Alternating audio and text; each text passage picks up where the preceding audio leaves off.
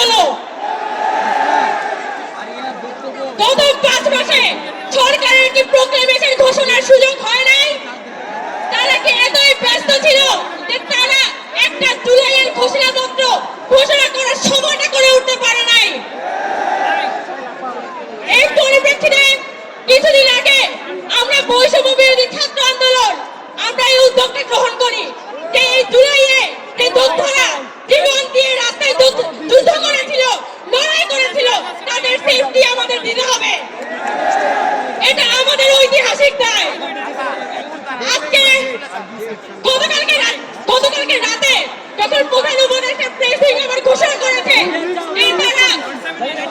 যে তারা প্রোক্লেমেশন সকলকে নিয়ে ঘোষণা করবে, আমরা সেটাকে কিন্তু সাধুবাদ জানিয়েছি। আমরা স্পষ্ট বলতে চাই এই প্রোক্লেমেশন নিয়ে আমরা কাল ক্ষেপণ চাই না। আজকে 31শে ডিসেম্বর আমরা রীতিমতো বাধ্য হয়ে এখানে একত্রিত হয়েছি। গত 5 আগস্টের পরে নতুন বাংলাদেশের রূপ তখনই সফল হইত যদি আলোচনার টেবিলে সবকিছু থেকে সমাধান আসতো। কিন্তু আমরা দেখতে পাচ্ছি যে আলোচনার টেবিলে কোনো সমাধান আসে না। আমাদের জনগণের সমাধান শুধুমাত্র রাজপথ। আমরা বৈষম্য বিরোধী ছাত্র আন্দোলন খুব স্পষ্টভাবে বলে দিতে চাই, আওয়ামী লীগের বিচারের আগে কোনো নির্বাচন হবে না।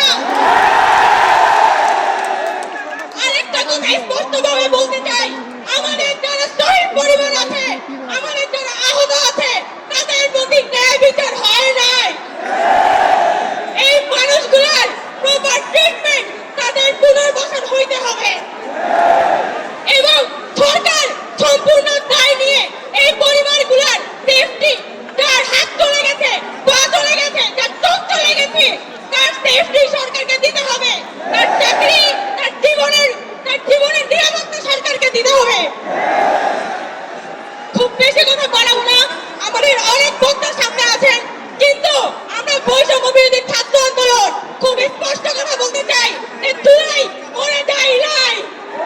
আমরা জুলাইয়ের স্পিরিট নিয়ে এখনো পর্যন্ত রাস্তায় আছি এবং আমরা কোনোভাবে এই 90-এর মতো, এই 71-এর মতো 24কে ব্যর্থ হতে দিব না। আমরা 24-এর যোদ্ধা, সবাইকে এই জুলাইয়ের স্পিরিট সমুন্নত রাখার আহ্বান জানিয়ে আমি আমার বক্তব্য এখানেই শেষ করছি। ধন্যবাদ সবাইকে।